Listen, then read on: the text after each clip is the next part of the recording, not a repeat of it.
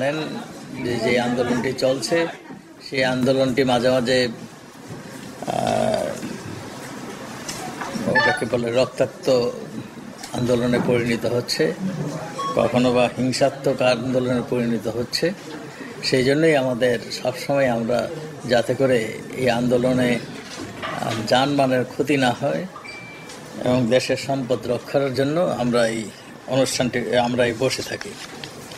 আজকে বসে আমরা সিদ্ধান্ত নিয়েছি ঢাকা মহানগর, ঢাকা জেলা, গাজীপুর মহানগর, গাজীপুর জেলা, নারায়ণগঞ্জ ও নরসিংদী জেলার পরবর্তী নির্দেশনা না দেওয়া পর্যন্ত কারফিউ অব্যাহত থাকবে। আগামীকাল রবিবার হতে সকাল 6টা থেকে রাত 9টা পর্যন্ত কারফিউ শিথিল থাকবে। আমরা 7টা ছিল আগে, সেটাকে 6টা করা হলো, এবং 8টা ছিল সেটাকে 9টা করা হলো। কারফিউ এই সময়টুকু শিথিল থাকবে। অন্যান্য জেলায় ক্ষেত্রে জেলা প্রশাসক, আইন শৃঙ্খলা রক্ষাকারী বাহিনী সমন্বয় করে স্ব জেলা কারফিউর বিষয়ে সিদ্ধান্ত নেবেন। আপনারা জানেন রংপুরে আমাদের ইউনিভার্সিটির সামনে একটি আমাদের এক ছাত্র নিহত হয়েছিল।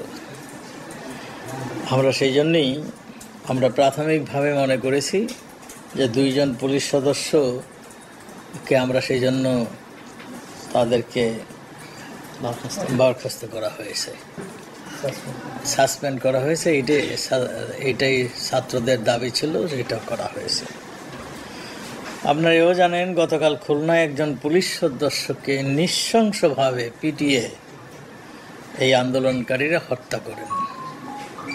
তারপরেও পুলিশ সর্বোচ্চ ধৈর্যের পরিচয় দিয়েছেন।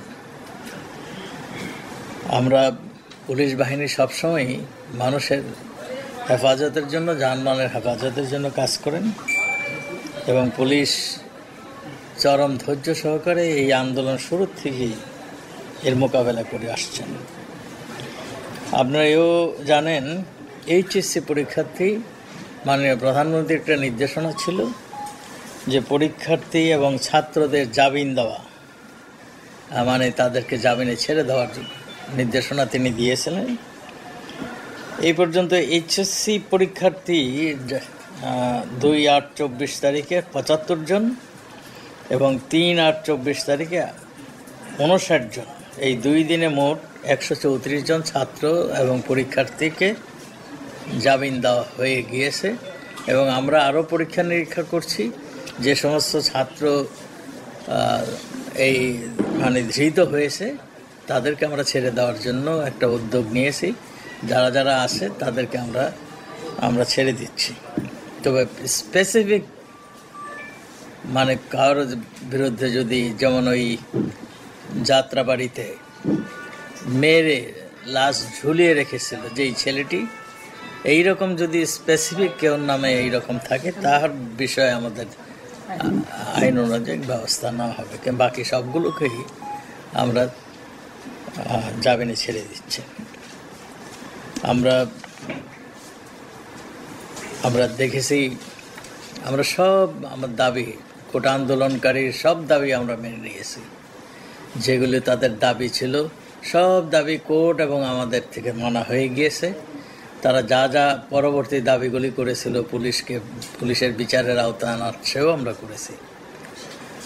আমার মনে হয় এখন সময় আসছে আমাদের প্রিয় ছাত্র ভাইরে, তারা যেহেতু তাদের আর কোনো দাবি অবশিষ্ট নেই, তারা আন্দোলন থেকে তাদের স্ব ক্ষেত্রে চলে যাবেন, এটাই আমরা আশা করি। আর তারা এখন আমরা যা দেখছি, আন্দোলন যেই জায়গাটিতে গিয়েছে, এইটা তাদের কাম্য কোনো দিনও ছিল না আমরা মনে করি। এখন